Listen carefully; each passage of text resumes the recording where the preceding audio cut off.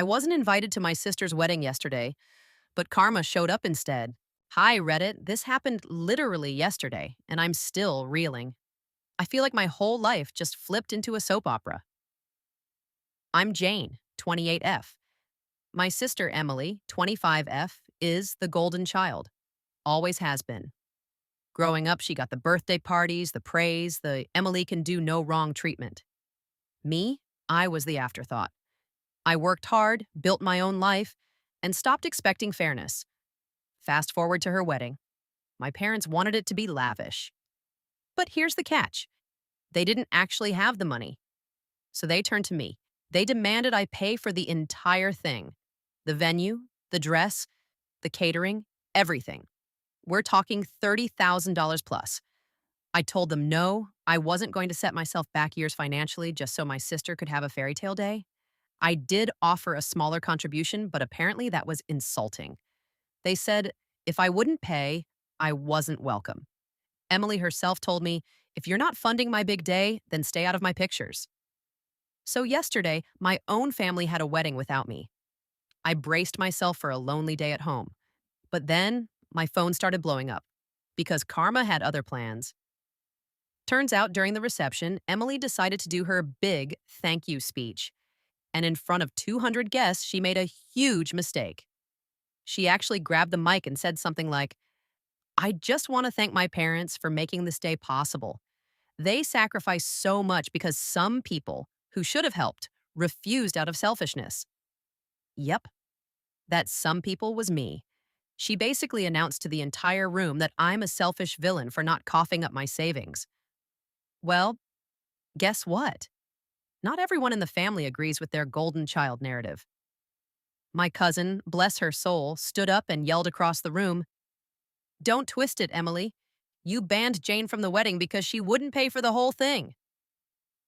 Boom. Suddenly half the guests were whispering. My aunt apparently cornered my mom, asking why on earth they thought it was okay to make me bankroll a wedding. Extended relatives started pulling out their phones, fact-checking through text with me, and word spread fast. But the real drama, Emily's new husband didn't know the full. So when he found out, at the reception, that I was banned unless I paid for everything, he lost it. He apparently shouted at Emily in front of everyone. You left out the part where you excluded your own sister? What else are you lying about? According to my cousin, it spiraled into a full-blown fight, bride and groom screaming at each other in front of all the guests. The groom's family was horrified. Some left early. The photographer caught the whole meltdown on video before they could stop him.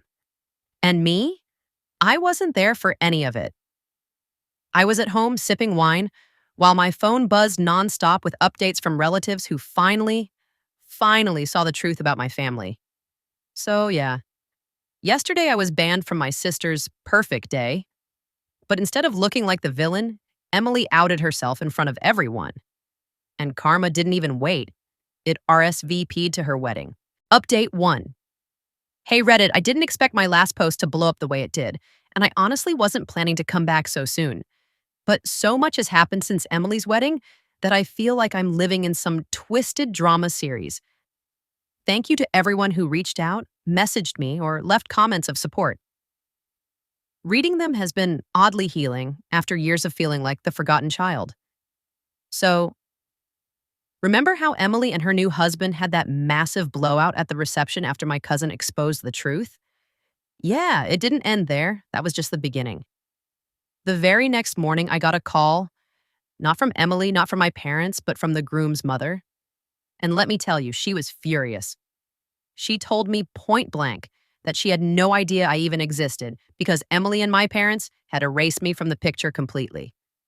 Emily had apparently been telling her fiancé's family this perfect little fairy tale, that she was an only child, cherished by two doting parents, and raised in some flawless, picture-perfect household.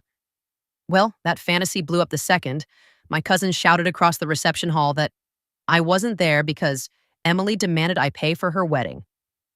The groom's family immediately started asking questions, and the truth unraveled quickly. His mom said she felt tricked, like their son had been marrying into a lie. And the groom himself?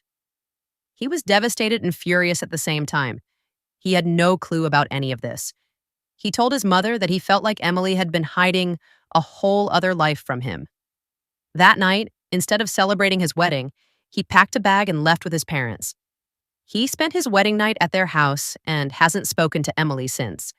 But here's where it gets even more insane. My parents, instead of acknowledging the mess they created by enabling Emily's entitlement, are still trying to twist everything into being my fault. My mom actually called me sobbing. Between gasps, she said, "If you had just paid for the wedding, none of this would have happened." She went so far as to say that I was responsible for Emily's marriage falling apart because I wasn't there to support her. I honestly laughed. I couldn't help it. I asked her, flat out, "So you're telling me that I'm responsible for your poor financial choices, Emily's lies, and her husband's reaction to finding out the truth? Do you even hear yourself?" She didn't answer. She just started crying louder and eventually hung up on me. No accountability, no apology, nothing. Just endless guilt tripping. And Emily? Oh, she's gone full nuclear online. She posted a massive rant on social media about toxic family members who can't stand to see others happy, and jealous siblings who ruin everything. She didn't use my name, but come on, and everyone knows who she was talking about. But here's the delicious part. People aren't buying it anymore. Half the comments under her post are from guests who were actually at the wedding, and they're calling her out. Comments like, "Girl, you embarrassed yourself with that speech.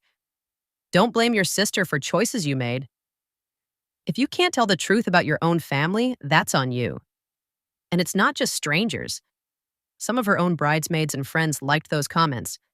One even replied, "Jane doesn't deserve to be dragged through the mud when she wasn't even allowed to be there." So now the golden child image Emily has spent her whole life maintaining is cracking in real time. Her husband's family feels betrayed and wants nothing to do with her right now. Wedding guests are gossiping and spreading the truth faster than my parents can spin it. And my parents? They're scrambling like crazy, trying to do damage control, but for once, nobody is listening to them. For years, I felt invisible. For years, I watched them praise Emily for doing the bare minimum while dismissing me, no matter what I achieved. But now, the curtain has been pulled back. Everyone sees it, and I didn't have to lift a single finger. It all collapsed under its own weight. And me? I spent yesterday in pajamas, eating leftover pizza, watching Netflix, and answering texts from relatives who kept saying, "I had no idea this is how they treated you." For once, I feel seen. For once, people actually understand. And honestly, sitting here now with popcorn, watching the golden pedestal Emily stood on for so long crumble beneath her, it feels like justice.